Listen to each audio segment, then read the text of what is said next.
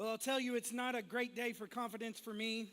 I got done preaching last week, and I went home, and when I got home, Jackson looked at me and said, "Dad, have you stopped working out?"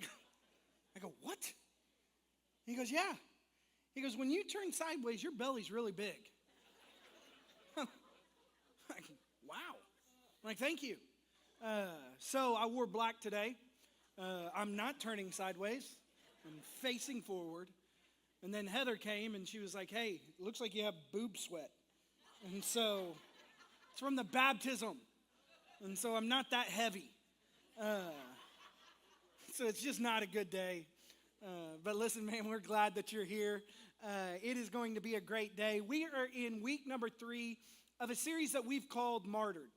And this is the thought that one day you are going to die. And when you die, there's going to be a tombstone. And that tombstone is going to have your birth date, and then it's going to have your death date. And in between, there's a little dash. And so Heather and I, we were in Boston this past week. We were at a pastor's conference. And so we did some touring. We love history, so we went all over the place looking at stuff. One of the graves that we were able to see is Benjamin Franklin's, and he's got this massive tombstone. And then there's others that are just little headstones and then little monuments and different things like that. But no matter the size, no matter who they were, no matter what they had done, every single one of them had a birth date, and then they had the date that they died. And it didn't matter what had happened in their life. Everything was shown through that dash. Some of them had a little statement maybe about the bottom. Some of them had a funny statement. Some of them had, an encouraging statement. But everybody's life is really determined through that dash. Isn't it interesting? No matter what we do, no matter how much we do, no matter how we live, it's just that little dash that people see. And so as we walked by different graves, as we saw different names, it was interesting to begin to think what that dash represented. What did that dash really mean? What did that person live for? What did that person stand for? What is that person remembered for by the people that they know? Because that's what's left is that dash. And so what we want to do through this series is this. We want to begin to understand what it means to really make that dash count. To really begin to say, hey, we have limited time. Life is short and eternity's long. And so how do you and I begin to make that dash right there really begin to mean something in our life? Really begin to matter. And so that's what you and I have been talking about over these past couple weeks. And so today we're in week 3, and that's what we want to look at. How do we really make our life count? You remember the story in 1999. There was a girl named Cassie Bernal from Columbine High School. She was 17 years old, and she was a junior in high school. She was a typical American teenager. She had kind of drifted from God, got into some stuff that she shouldn't have got into, struggled with rebellion. But 2 years before her death, Cassie had a radical encounter with Jesus. Her life was completely changed. And her parents said this, that she went from living in darkness to walking in the light. That's how they described her. See, she began reading her Bible every day. She began praying constantly and journaling about her growing faith. Her notebook was filled with words, a lot like this. Now I have given up everything. And she said, I have found the one thing worth living for and dying for, Jesus Christ.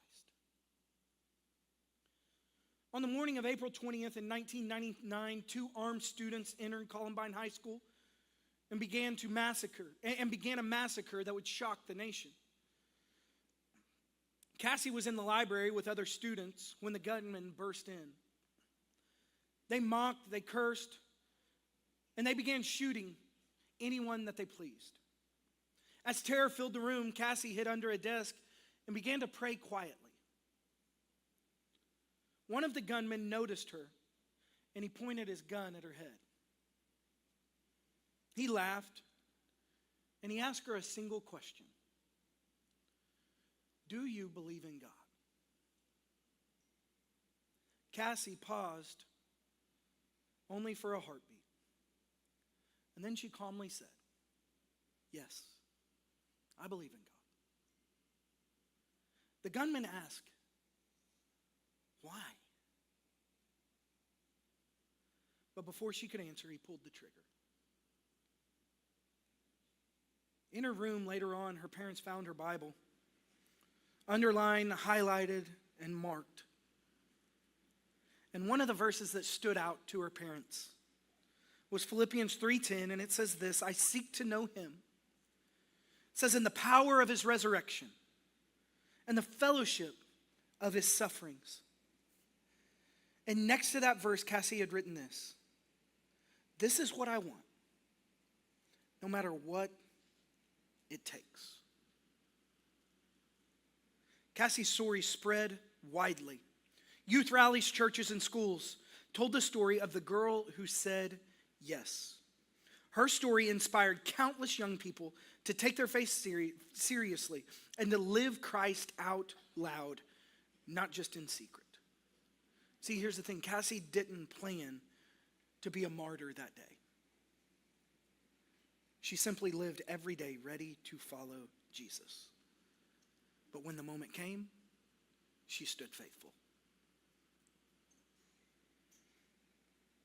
John 15, verse 1 says, I am the vine, and my Father is the gardener. He cuts off every branch of mine that does not produce fruit, and he prunes the branches that do not bear fruit, so that they will produce even more. You have already been pruned and purified by the message that I have given you. Remain in me, and I will remain in you. For a branch cannot produce fruit if it is severed from the vine. You cannot be fruitful unless you remain in me. Yes, I am the vine, you are the branches. Those who remain in me, and I in them, will produce fruit. For apart from me, you can do nothing. Anyone who does not remain in me is thrown away like a useless branch, and it withers. Such branches are gathered into a pile and burned. But if you remain in me and my words remain in you, ask whatever you want, and it will be given to you. When you produce much fruit, you are truly my disciples, and this brings great glory to the Father. Thought number one is this. What you are connected to determines what you become. What you are connected to determines what you will become. I am the vine, Jesus says. I'm the vine. I'm the roots that produce the fruit. I'm the vine. I'm what you need to be connected to. See, everybody is connected to something. All of you are gaining your source, your strength, your hope, your purpose from something. The question just becomes, are you gaining it from the right source? Are you connected to the right source in your life? Because everybody's connected to something. Think about it. See, some of you love fantasy football.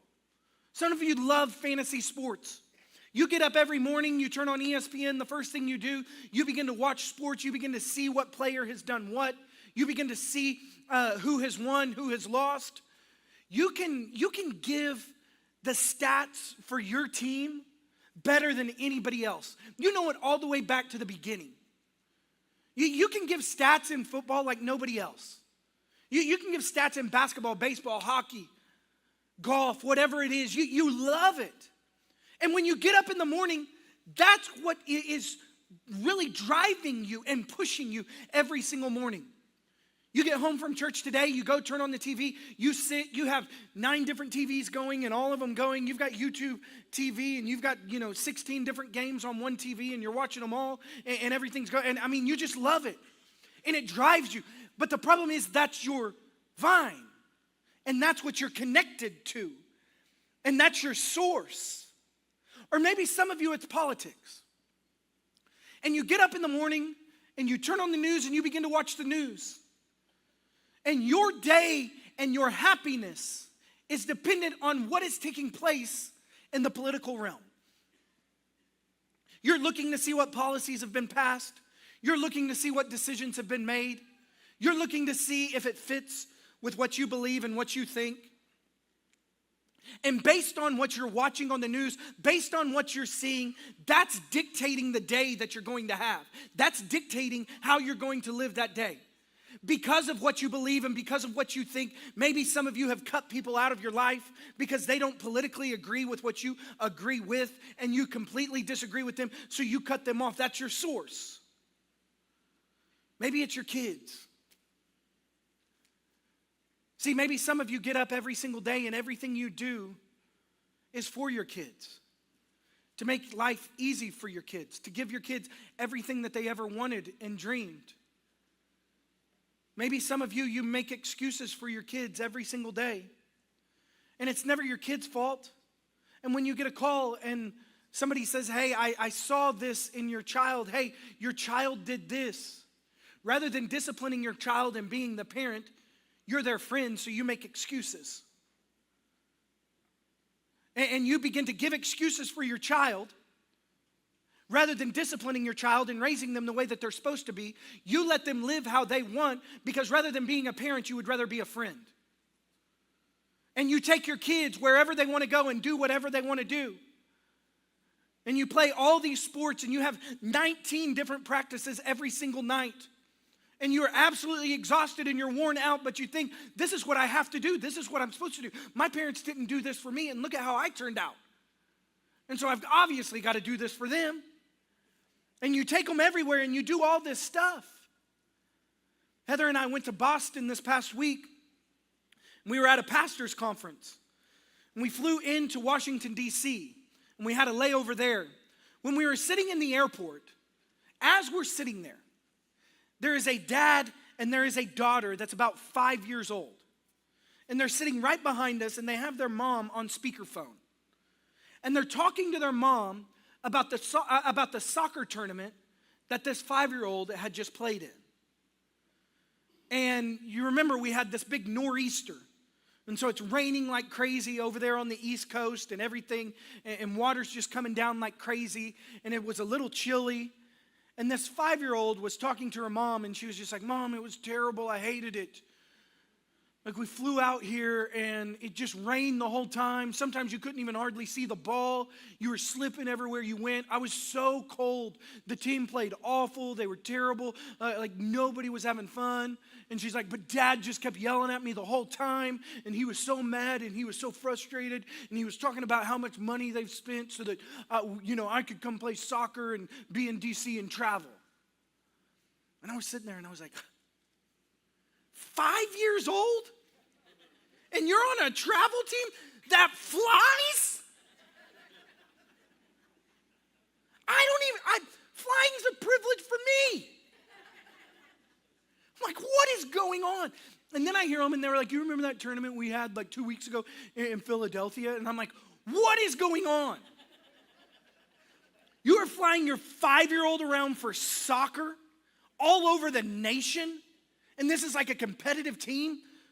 I was like, we've lost our mind. And the dad is talking to his wife like they are professional soccer players. He's like, yeah, we rolled up on the team and we got out. Oh, so-and-so, didn't clear the left side the way that they were supposed to, didn't fill the hole the way that they were supposed to, didn't run and play hard enough at all. So we didn't give her gummies after the day was over, her fruit snacks, like she didn't get those. I'm like, what is happening? You're bribing them with fruit snacks and flying them all over the nation. Like, what have we come to? But listen, maybe some of you, this is life, and this is the source of your life. And this is, you get up in the morning and you're just like, what am I going to do in order to make life easy for my kids? And now that drives everything that you do. In competition with everybody else around you, frustrated at others' success, mad at others' success. Or maybe it's your finances and your money. Maybe it's what you're building. Maybe it's what you have. And every day you get up and you think, I need more. I've got to have more. I've got to do more. I've got to become more. I've got to make more. I've Gotta have more. And all of a sudden, this source in your life is what is consuming you and driving you every single day. But the question is, what is the right source that you need to be connected to? Jesus says, I am the vine. How would your life look different if all of a sudden, rather than being connected to something else and that being the driving source in your life, what if your source was Christ? What if, like what Cassie said, her parents, after she had died, her parents go into her room, find her Bible, and they begin to look at her Bible and they begin to see what her Bible says and all these different quotes. And they say, listen, there was something, she used to live in the dark, but now she walks in the light. Why? Because her source had changed. What she was chasing at before was driving her down a different path than the path that God had for her. But when she got connected to the right source, everything in her life began to change. What if in your life your source begins to change? What if what you're connected to truly begins to change? And when you get up in the morning, you're not driven by those other things. Those other things are a byproduct of the source that you are connected to. I'm a good parent because of the source that I'm connected to. I'm a good employee or I'm a good boss because of the source that I'm connected to. I have fun in life and I enjoy sports because of the source that I'm connected to. What if the source begins to change the view that you have? My political view is not my political view and then goes to the source. No, my source drives my belief in what we need to be and who we need to be and who we need to become. That's what drives me. It's the source that I have. And my source is Jesus. And so what if our source begins to change inside of us? There's a story about a girl in North Korea back in 2001. See, North Korea, Christianity was considered a crime. Anyone found possessing a Bible or worshiping Jesus faced imprisonment, torture, or even death. But even under such darkness, the light of Christ still shines. Small groups of believers secretly gathered in homes and caves to read their Bible and to pray. Often whispering hymns so that the authorities could not hear them. Can you imagine that? Can you imagine living in a place like that where this gathering is illegal? Where if you get caught, you will definitely go to prison. There's a potential that you will be beaten, tortured. And then there's even a possibility that you will be killed for what you believe because you came through these doors. Would you still walk through these doors if that was the punishment that came with coming through these doors? That's what they were doing. They would park miles away. They would get out of their car and they would begin to walk towards the house that they were fixing to meet in. But they would look behind them, they would slow down, they would begin to take a route that pointed them away from the house. They would walk a couple blocks going away from the house just to see if anybody was following them. Then they would begin to get back on the path, and then they would take another break, and they would begin to walk away from the house again just to make sure that they weren't followed. Just to make sure that nobody was going to let the authorities know that there was a church taking place. And then when they got inside the house and they began to worship, they couldn't sing loud, so they had to whisper very, very quiet. You won't fail. You won't fail. You won't. Instead of being able to sing, instead of being able to worship, they had to whisper. And instead of everybody being able to open their Bible, it's actually banned on your phone, and so you can't get it. And then a hard copy of the Bible, holding it in your hands. They only had one in the house. Everybody doesn't get access to the Bible, so there's only one. And so when that Bible is passed around, and when everybody is sitting there, they begin to just take that Bible, they begin to read the words, they begin to see the words. But not only that, they begin to take those words and try and hide those words in their heart so quickly, because they know this is going to come to an end. And when it comes to an end, I don't get to take this with me, but I want to take the word with me. So I'm going to try and memorize it and keep it hidden in my heart so that then when I'm out there throughout this week, I've got the word inside of me. And that's how they worshiped. That's what church is like. And that's what this girl was facing. And so one of those groups met in a village home, and among them was a young girl whose name was Kim. She was 18 years old. Her family had hidden their faith for years. They were worshiping in secret, careful to keep the windows and their voices closed and low. But one day, a neighbor reported them to the authorities. And the police stormed into the home during one of their secret worship services. The soldiers shouted, and they began to search for the hidden Bible, and soon they found it. And when they found it, they brought it back and they demanded, "Whose is this? Whose is this?" And the 18-year-old girl, Kim, she said, "It's mine." And the soldier seized the Bible and threw it on the ground. And he said, "If you step on this book, then you can go free. If you deny your God, then you can live." Kim looked down at the Bible, the words that she had memorized, the words of hope, the words of life, the words of salvation. Tears began to fill her eyes. Slowly she bent down and she picked up the Bible and she held it close to her chest. And then she said, "I cannot dishonor the one who died for me." The soldier shouted in anger and began to beat her. Still, she did not cry out. Between the blows, she whispered prayers, not for herself, but for her persecutors. Finally, the commander gave the order in front of the entire village that Kim be executed. Still clutching her Bibles, her last words were, "I will see you soon, my Lord and Savior." How do you and I begin to get a faith like that? How do you and I begin to live out a faith like that? Not waking up thinking something could happen today, not waking up thinking something could change today, but waking up thinking if something did, where does my faith stand? If something does happen, where am I going to stand? How am I going to, is this just a book that I look at and if somebody says, just step on it and deny Jesus, then you just look at it and you go, okay, but then later on I'll follow him. But right now it's more important for me to live than to really just try and take a stand for Jesus. Or is this something that you look at and you hold so near and dear to your life that you say, there is nothing more valuable, there is nothing more important, there is nothing greater than knowing Christ my Savior and holding fast and dear to his word.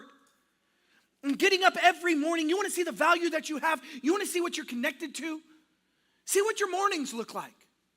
If you're getting up and you are chasing after the source and you are getting plugged into the source every single morning, it shows the value that you carry, that this book holds in your life, that your Savior holds in your life. And you begin to see how much value he has in your life by how much you cling to it, and you just say, this is my everything. And I want to hold it. And I want to hide it in my heart. And I want to know what the word says. And I want to honor and obey what the word says in everything that I do because I'm connected to the source. Thought number 2. Without connection to the true vine, you will die. Without connection to the true vine, you will die. John 15:6 says, if anyone does not remain in me, you are like a branch that is thrown away and withers.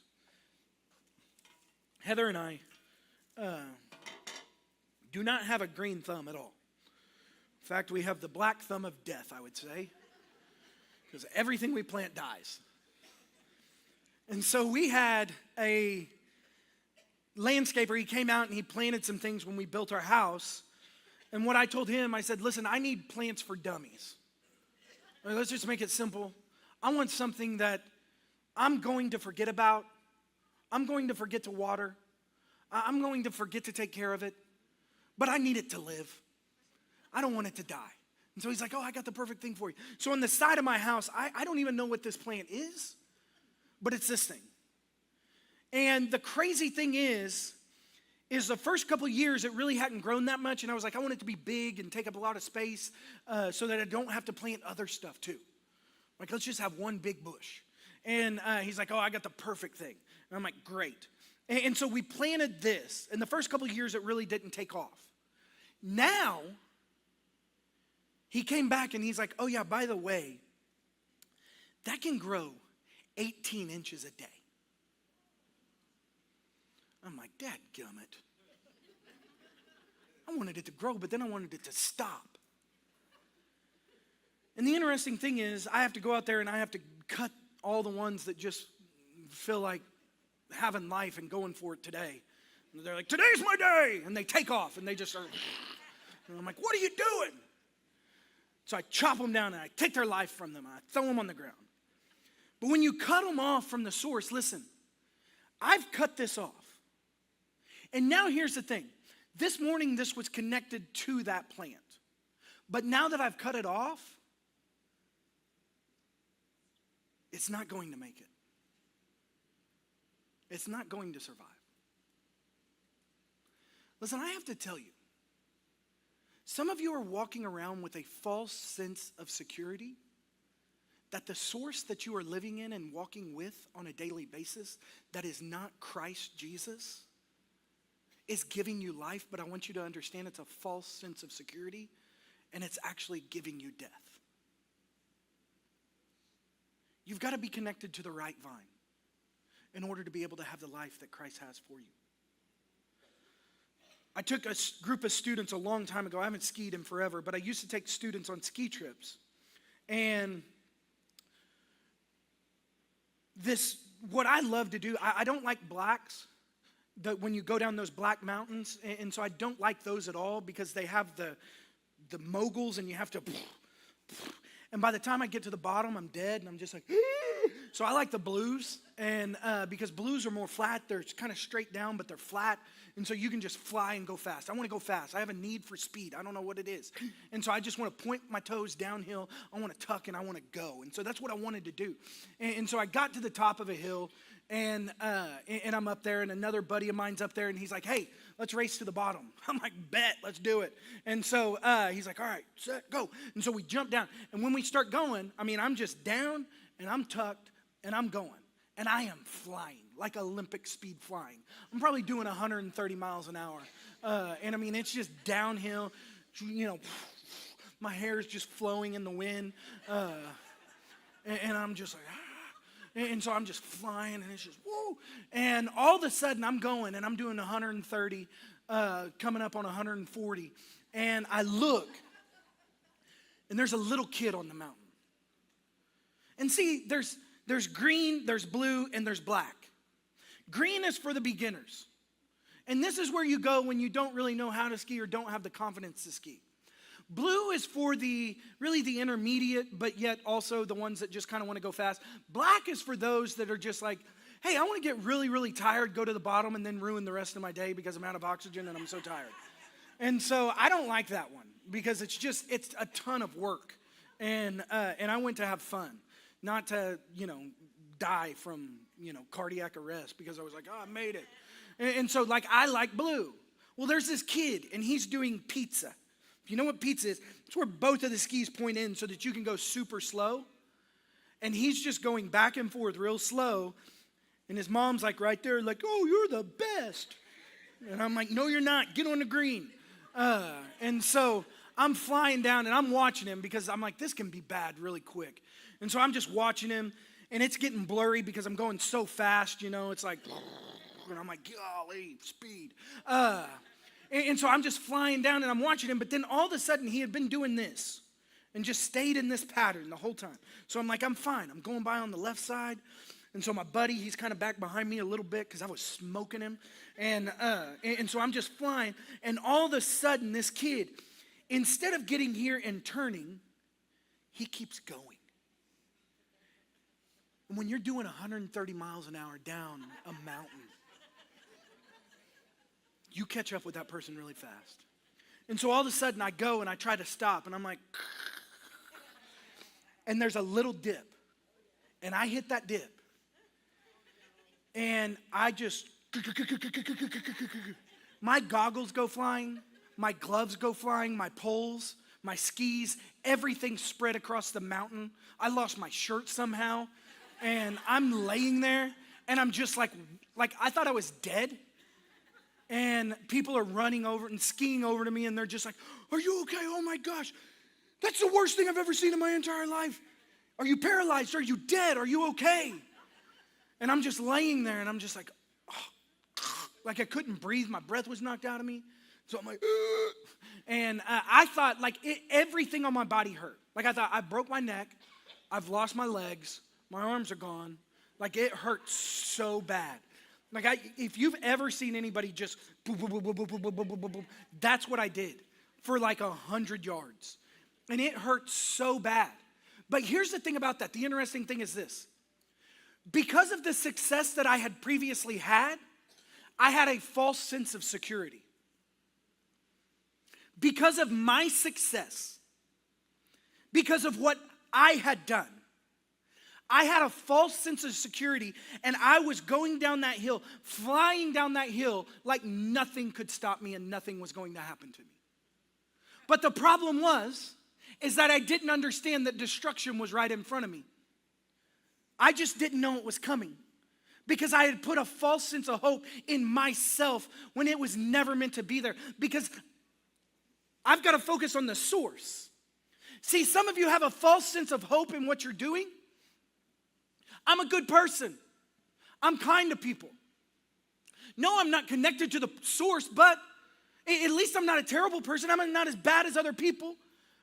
And what's going to happen is there's going to come a day, and that dash is going to be right there on your tombstone, and it's going to have the date that says, this is the day that you died. And on that day, you will realize that because you weren't connected to the right source, and if you weren't connected to the right source, then nothing else can give you life. And you will not have life in Christ. You will not have eternity in heaven with Him forever. But you will spend eternity separated from Him because of the decision that you made here in this life. Because of your source. Because you're connected to the wrong source, and that source has given you a false sense of hope. Thought number 3, connection to the true vine produces godly fruit. John 15:4, no branch can bear fruit by itself. It must remain in the vine. It's interesting because when you walk by a tree that has a lot of leaves, you think it's a good tree. See, Jesus had this. Jesus saw a fig tree from a distance. And he was hungry and he was tired and he wanted something to eat. And he begins to walk up towards that fig tree. And when he gets to the fig tree, the interesting thing is he gets to the fig tree and the leaves look great. The tree looks great. And there was hope. Because on the outside, it looked great. But the problem was, it wasn't producing what it was supposed to produce. There was no fruit. See, some of you are walking around, and you're putting on a show for everybody else. And you're pretending in life for everybody else. And everybody thinks that things are great. And everybody thinks that things are awesome. But the true test of how life really looks for you is the fruit that you produce. See, what hangs off of you really matters. And if you're just for show, then the problem is there is no fruit. It's a tree. It's just got a bunch of leaves. But here's the thing, the leaves do nothing for us. The leaves don't produce anything. The leaves don't change anything. Fruit does. See, the interesting thing about fruit is when you're connected to the right vine, you will produce fruit. And here's the interesting thing. This lime tree, well, a lime tree doesn't survive on limes. No, this is a lemon tree. Limes are green. Lemons. I was wondering why you were laughing. Why are they laughing? Lemon. This lemon tree.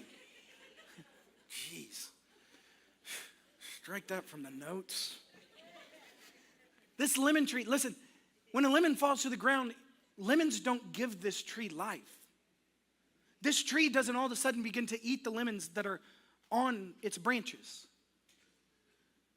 See, the lemons, the fruit, they're for other people. What you produce is not for you, it's for other people. God created you to produce for other people. God created you to bring life and hope and victory in people's lives through your life, through your fruit. Because you're connected to the right vine, and being connected to the right vine, being connected to Jesus, you're producing the fruit that he desires, and now people are taking that fruit, and now they're becoming more like Jesus because of the fruit that you're producing in your life. And so that fruit was never meant for that tree. That fruit was meant for somebody who's walking by and going, I'm having a bad day today. Man, I'm frustrated today. I'm tired today. I'm broken today. I'm hurting today. I don't know if I can make it through the day. And all of a sudden they come by you and they see your fruit and they're able to take your fruit. They're able to eat from it. And they're able to go, man, I have some hope today now because of you. Man, I've got some life inside of me now because of you. I've got some joy inside of me now because of you. I've got something to keep going for because of you. Why? Because they came across your fruit and they saw your fruit and they began to eat of the fruit. See, that's what happens when you're connected to the right vine. When you're connected to the right vine, you produce the right fruit, and that fruit begins to have impact on other people. How many of you are walking into the office tomorrow? How many of you are going home today? And your family's going to begin to look at your life, and when they look at you, you don't have to say anything. They just see fruit, and they desire it. They want it. Man, I don't know what it is, but every time you walk in the room, you're always in such a good mood. You're always so happy. What is that? Man, let me tell you, the joy of the Lord is my strength. I got to tell you, man, there's just something about knowing Christ that when I get up every single day, I can't help but be happy. I can't help but be fired up. I can't help but just look at people and just go, oh, life stinks, but God is good. And because God is good, my day is good and I'm good. And they begin to look at my fruit and they begin to see. And now all of a sudden they begin to take from it. And now all of a sudden they walk in tomorrow and they're like, hey, guess what? Woo! Man, I'm happy today. Man, I'm good today. Man, I had fear yesterday. I got peace today. I had worry yesterday. But man, I got the goodness of God in my life today. Why? Because of the fruit. Here's the other thing about fruit. Fruit has seeds. Seeds are meant to reproduce. Seeds are supposed to grow other things. So now what should happen around you is there should be all these little trees that begin to sprout up with new fruit that's coming out. So that then now people can't even get to you because of all the people that you have discipled and grown up around you, because they're picking their fruit. Because they're getting around you and they're going, man, you've got so many, everybody around you's happy. Everybody around you loves the Lord. Everybody around you is just living their best life. Why? Because you've discipled some people, those seeds have fell into the ground, taken root, and now they've sprung up and they've become producing the fruit that you showed them first off. There should be people in your life that are going, listen, I have this fruit because of them. I'm bearing this fruit because of them. I'm bearing this fruit because I watched them. That's the impact that you and I should have. Man, when we're connected to the true vine, you and I will produce fruit. And that fruit's going to impact and change other lives. Thought number 4, pruning, even though it's painful, it produces growth. John 15:2, every branch that does not bear fruit, he prunes so that it will be more fruitful. Did you know, I didn't know this, but Heather and I planted like 20 trees a couple years ago. And then they all died. We had to plant them again. But what happens is we look outside and some of those trees get overwatered. And some of those trees get underwatered. And sometimes what happens is part of that tree begins to die.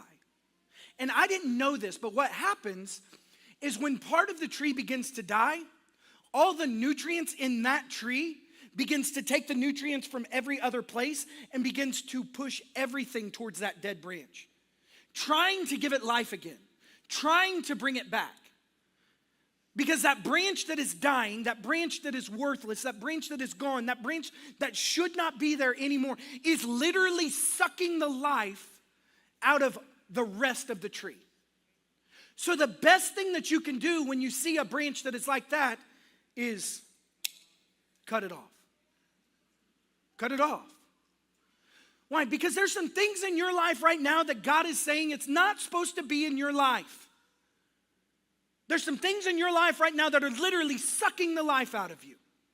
And it shouldn't be there. It shouldn't be a part of what you're doing. It's not part of God's plan. It's not part of God's fruit. But the problem is, you've had it in your life for so long, it's hard to get rid of.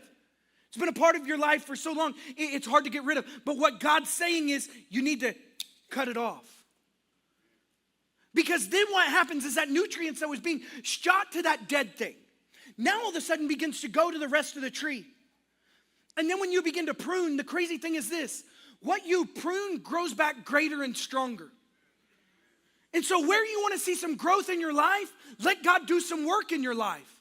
Where you want to see God flourish in your life, let him prune some things in your life.